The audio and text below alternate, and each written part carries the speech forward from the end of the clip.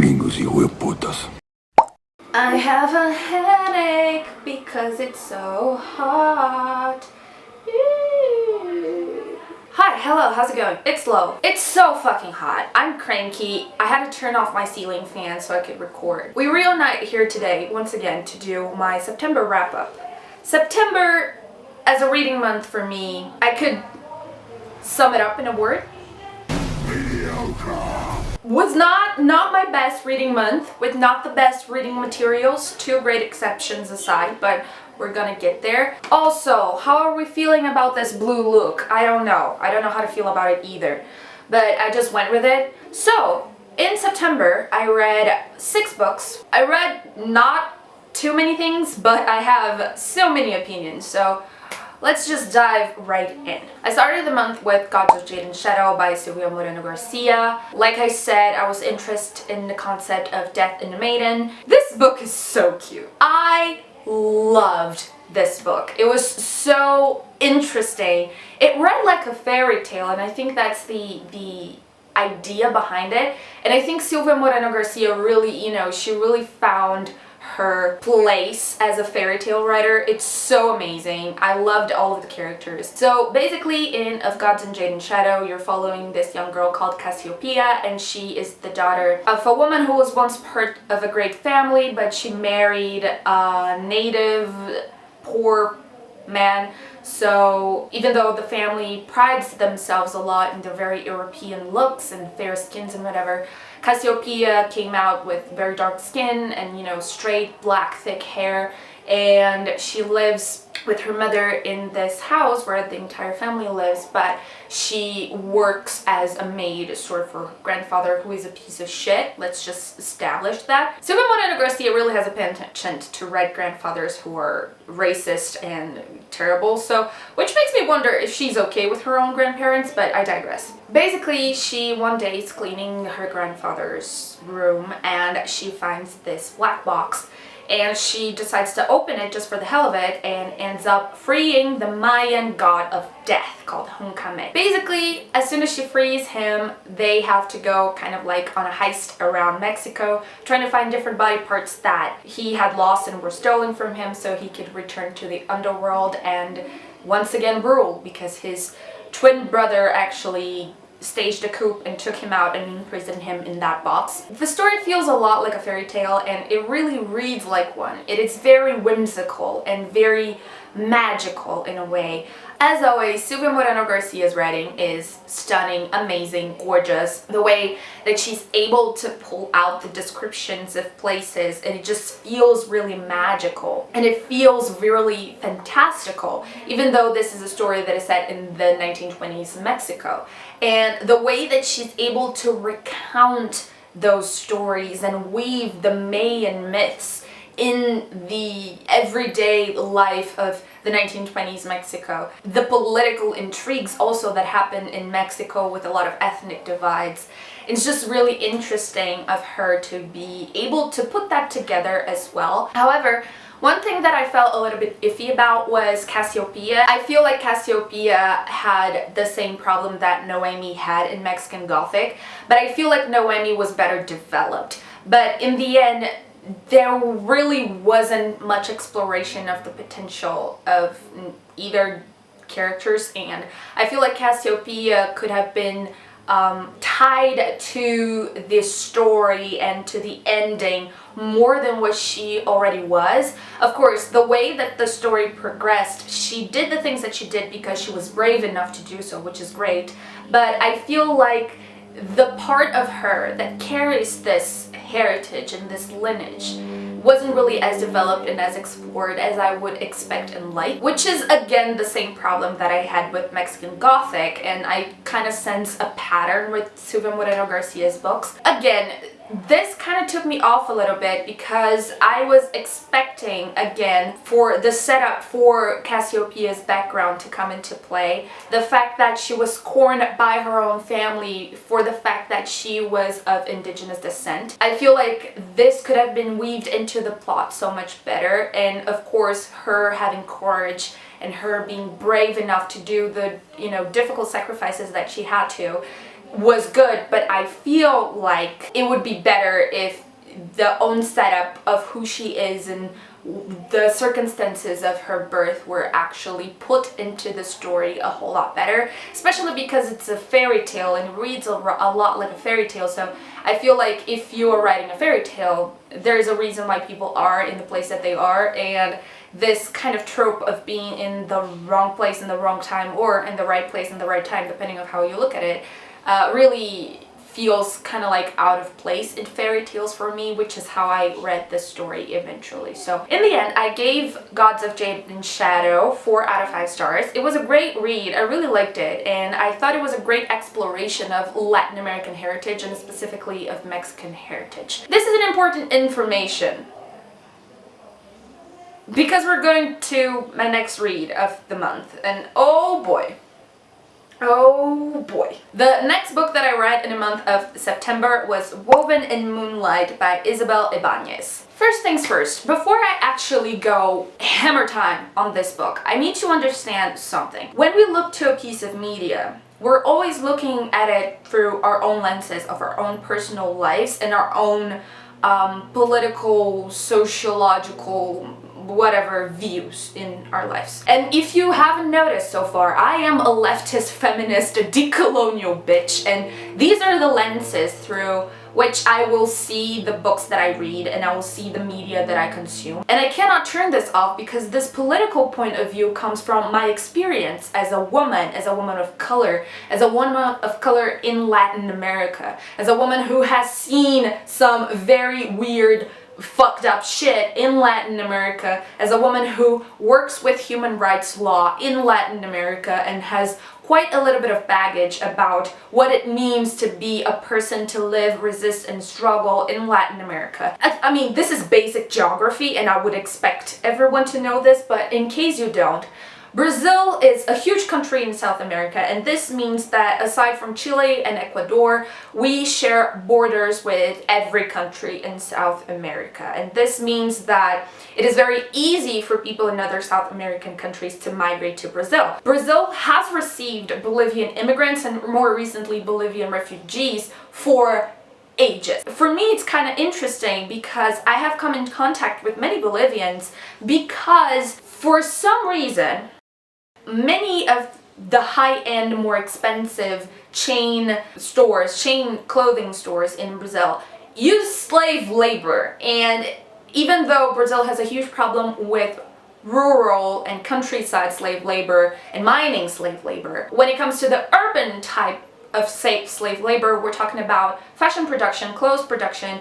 and we're also talking about construction work, both of which use Bolivian work quite extensively. And because I've worked with human rights for quite some time and I used to volunteer quite a lot, I've come into contact with people who were in slave labor situations in Brazil. I saw some shit and I've heard some shit, and you know, this is the baggage that I took when I started reading this book. The reason why I'm going off in this tangent is going to be a whole lot more clear once I start talking about the book. So basically, Woven in Moonlight follows this girl Ximena, who is a decoy for a princess called Catalina of this country called Incasiza.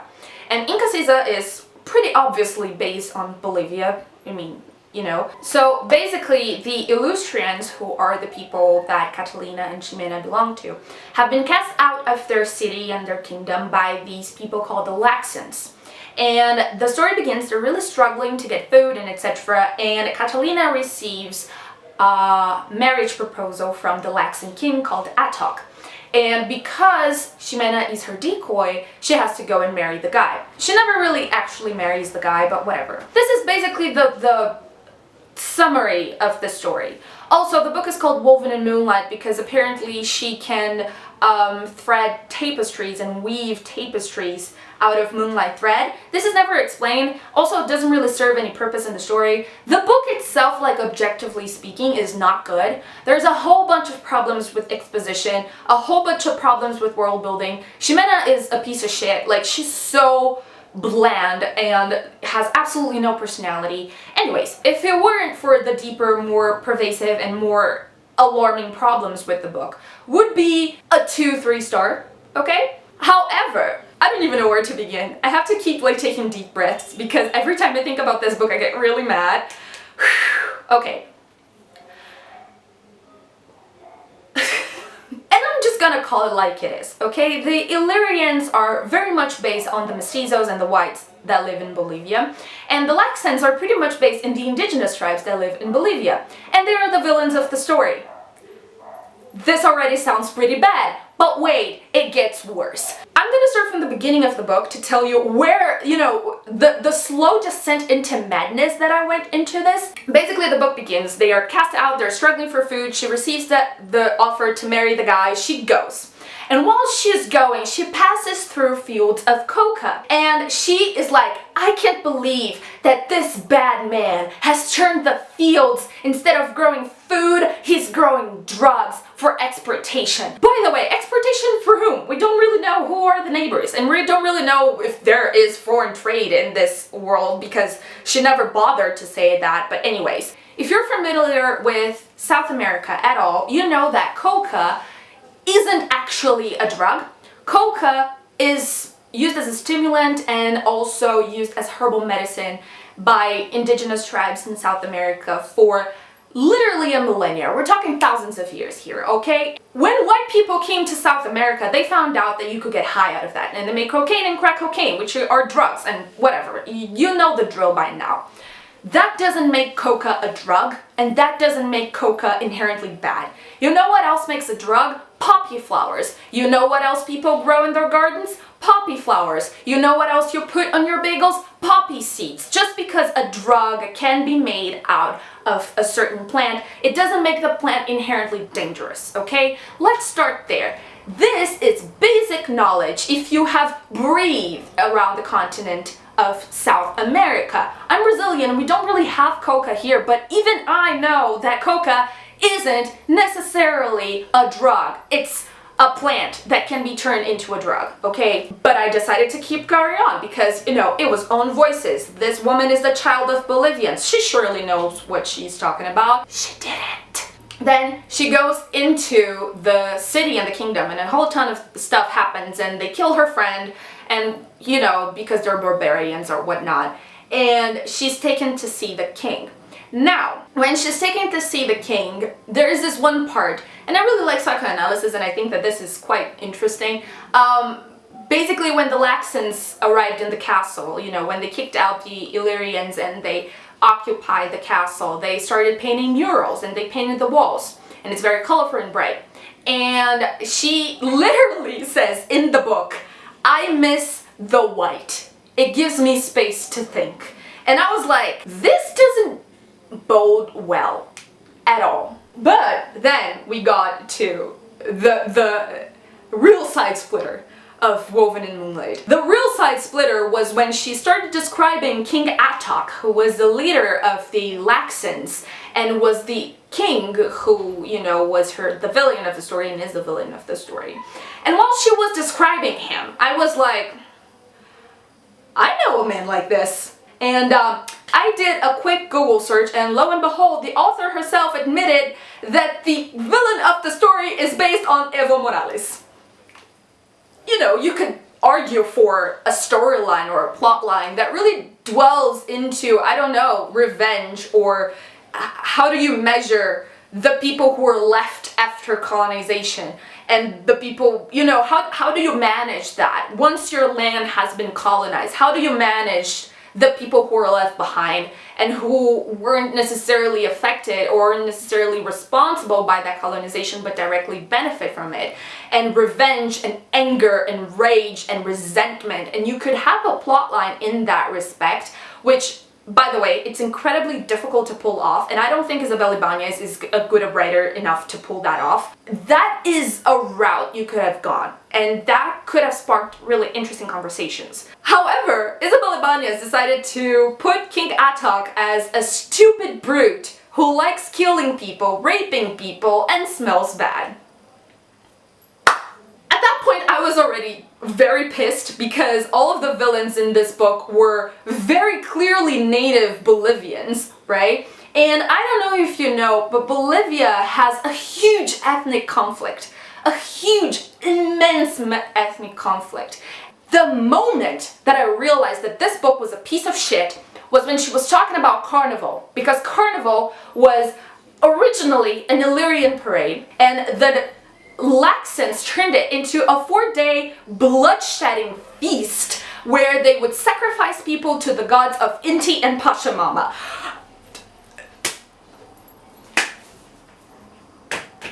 For those of you who don't know, Inti is the sun god, and it's widely believed by historians and anthropologists alike that the symbol of Inti is also deeply connected to the symbols of the sun in the Argentinian and in the Uruguayan flag. So that is the level of importance that Inti has in Latin America. On the other hand, Pachamama is Mother Earth. Pachamama is probably the most important god for native indigenous tribes in the Andes. ¿Qué entendemos de nuestra Pachamama? Nuestra Pachamama es nuestra madre. Nuestros abuelitos, nuestros ancestros nos han inculcado esa creencia, esa costumbre. Y es por eso que nosotros no podemos dejar nuestras costumbres, nuestras creencias. Tenemos mucho cariño a nuestra tierra, a nuestra Pachamama. ¿Qué se le puede dar a una madre? Darle cariño, pues, respeto, solamente respeto. She is so important. She was turned into a constitutional movement that sees Earth and nature as its own subject of law. And it's so important. It's the first key step of a decolonial sort of thinking of the state and of the law. Pachamama has been hailed as a feminist icon for decolonial feminists. She's so deeply ingrained in Latin American politics because she is so important to those people. And to say that Pachamama is a bloodthirsty god? And I've said this a couple of times and I need to say it again, being Latino, Latinx, Latini in the context of the United States gives you a specific look on specific struggles of ethnic differentiation that exist within the context of the United States. That does not make you Latin American. If you haven't struggled with us, if you haven't lived with us, if you haven't laughed with us, if you haven't bled with us, you are not Latin American. And that gives you no right to talk about our struggles as if you know it and if you're an expert of it, especially if it's to do the gross oversimplification of matters so extremely complex. If you have a little bit of sympathy for people, you know that you cannot write an entire race of people copying, pasting actual living, breathing indigenous people still living in Bolivia and frame them as villains. And some people might say, oh, but she finds out that they're nice people. Yeah, at a certain point after the brown people in this book did all of the emotional labor, Ximena goes and is like, that's a human person. It is so profoundly irresponsible to throw you in your American 2 cents on a situation that is so complex, so violent, it has dragged on for so long. And by the way, while this book was still making the rounds as an arc, Bolivia went through one of the harshest political crises in its entire history in just last November, okay? We're talking about the outing of Evo Morales that meant that the newly instituted government, who by the way is a fundamentalist far-right woman, decided that Pachamama and the native gods would never walk into the palace again. The day Evo Morales took exile in Mexico, opponents in the city of Cochabamba brought down the Huipala flag that represents indigenous pride and burnt it. A policeman cut out the symbol from his uniform. And also, by the way, native people were protesting peacefully just the other day in November when the military police and the military opened fire on the population. And I'm not talking rubber bullets, okay? Looks more like a war zone than a street protest. Bolivia's political unrest turned deadly on Friday as supporters of former President Evo Morales clashed with police in the town of Sacaba. As the dead were buried, emotions were raw and anger directed at Bolivia's self-appointed president, Janina Ibañez. So this is what they call democracy. Killing us like we are nothing. They are not numbers, they are lives. Where is the justice? This is the level of violence, difficulty, and complexity of the situation in Bolivia. And for you to walk in and do this incredibly demeaning stereotyping of native people as brutals and rebels who need to be taught civility by the clearly white people who were, oh my god, they just kicked us out of our own country. Yeah, how did you fucking get there first, bitch?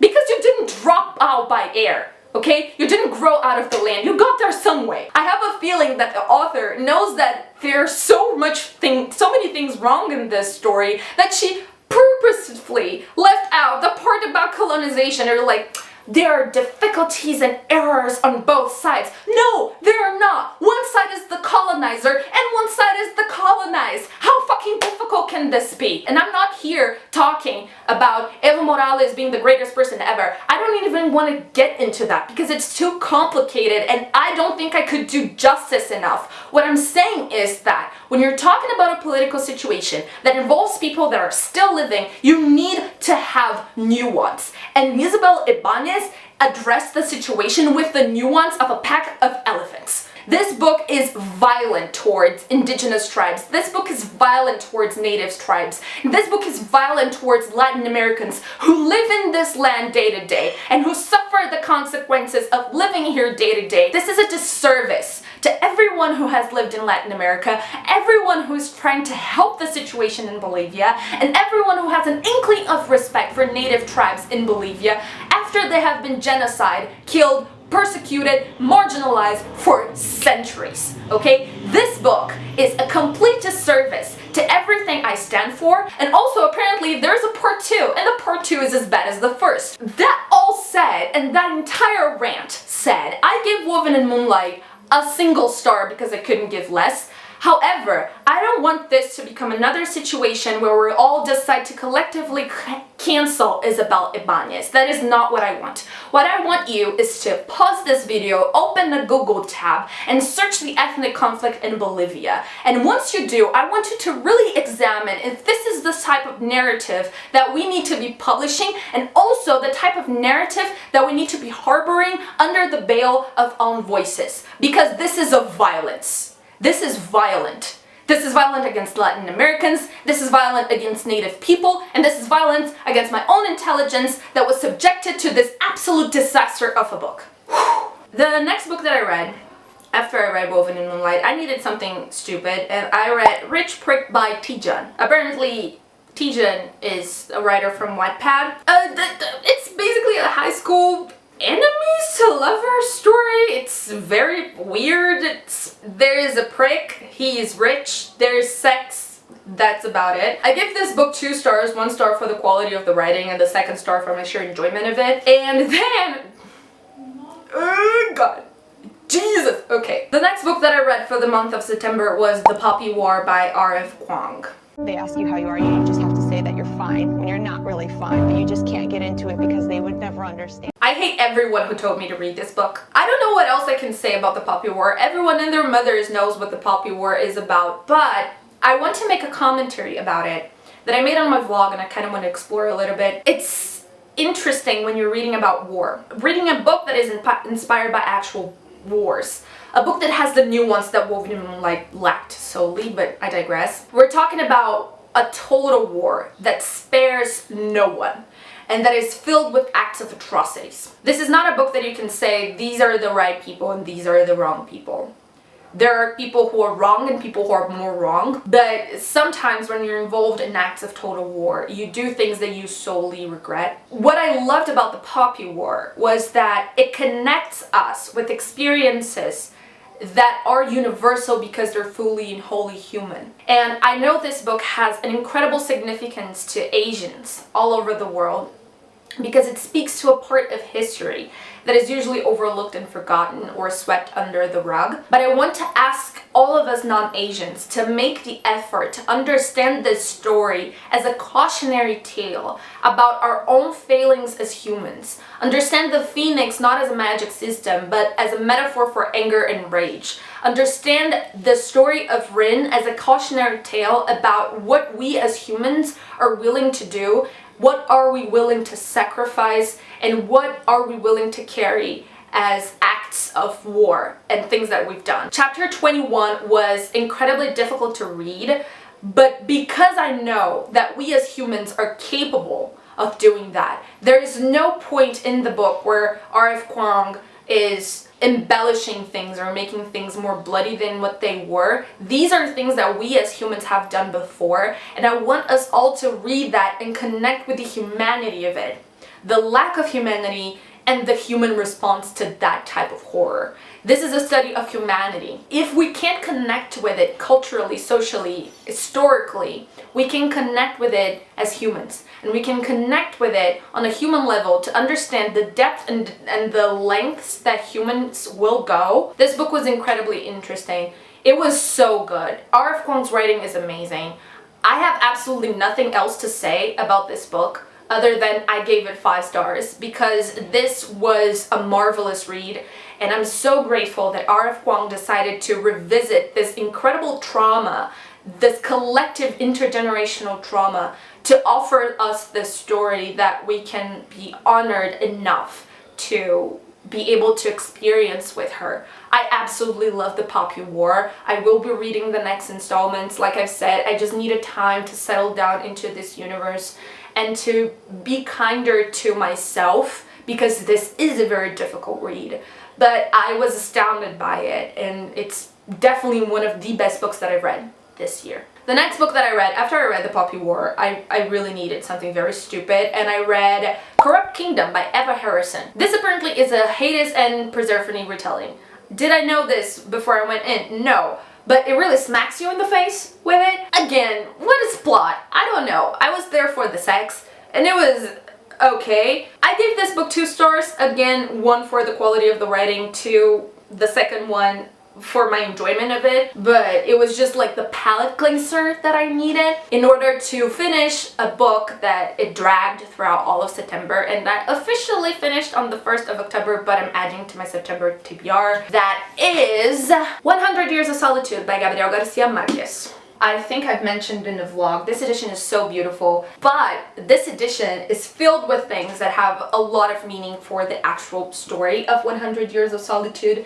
If you've read it, you'll recognize the oregano leaves, the flowers, the red ants, and the yellow butterflies that are so significant throughout the story. This was what I needed to read after I read Woven in Moonlight. The reason being because this is a book that talks profoundly about Latin America, and it talks a lot about an aspect of Latin America that I don't think people really comprehend or understand. We forget everything. We forget our history. We forget where we come from because that is the nature of colonization. Okay, let me get into the book. Basically, 100 Years of Solitude follows this entire family called the Buendia in a magical, realistic city called Macondo. This follows many generations of the same family. Like, I'm talking, I have like, the book starts with a family tree because otherwise you're just gonna get really confused about the whole thing. It's just really big and really complex. There are 7 generations of Buendia that you follow. This book is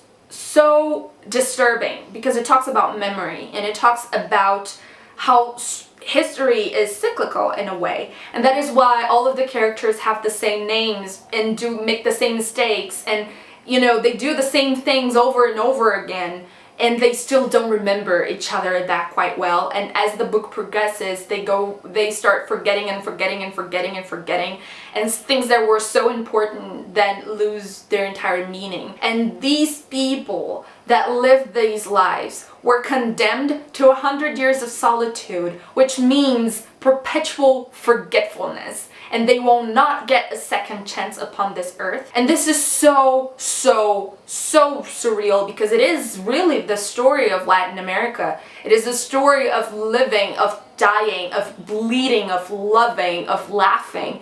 in a place that will not remember your name. And it's designed that way because the greatest atrocities can happen when no one will exist to remember them. The part with the foreigners is the part where I completely lost my shit. Gringos y hueputas. The part where the workers go to the court and they say you were being treated like shit, and the court is like, well, but I don't think you've ever been hired, only temporarily. That means that this foreign company never had a single native local employee in their life. So there are no such thing as workers. There is no such thing as workers. That part specifically hurt me a lot because I've had something like that happen to me with one of my cases in 2020. It's so exhausting and tiring to try to make the people in power to give a shit about you. If you're not Latin American and you've read this book,